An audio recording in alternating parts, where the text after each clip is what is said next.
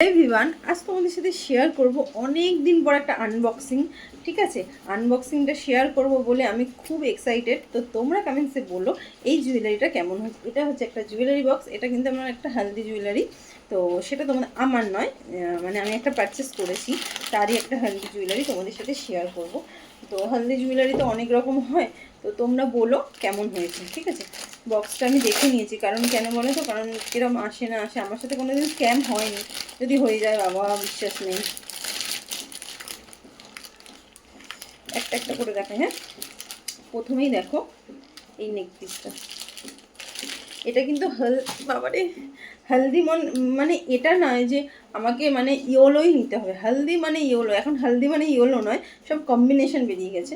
তো তো আমার এটা ভীষণ ভালো লেগেছে, তাই জন্য আমি এটা পারচেস করেছি। এক সেকেন্ড হবে, দেখো নেক পিসটা তোমাদের সব এরম করেই দেখিয়ে দেখাবো। ঠিক আছে, তাহলে তোমরা বুঝতে পারবে কেমন লাগছে।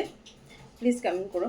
এইরকম উপরে আমি একটু নিয়েছি, কারণ শাড়িটা না এরকম ধরনেরই পরাবো, ওই জন্য এরকম নিয়েছি।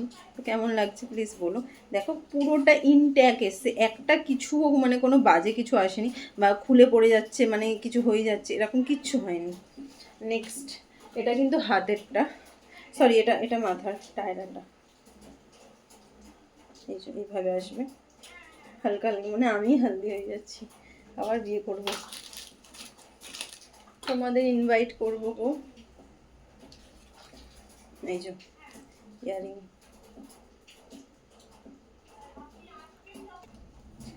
এই যে নথ।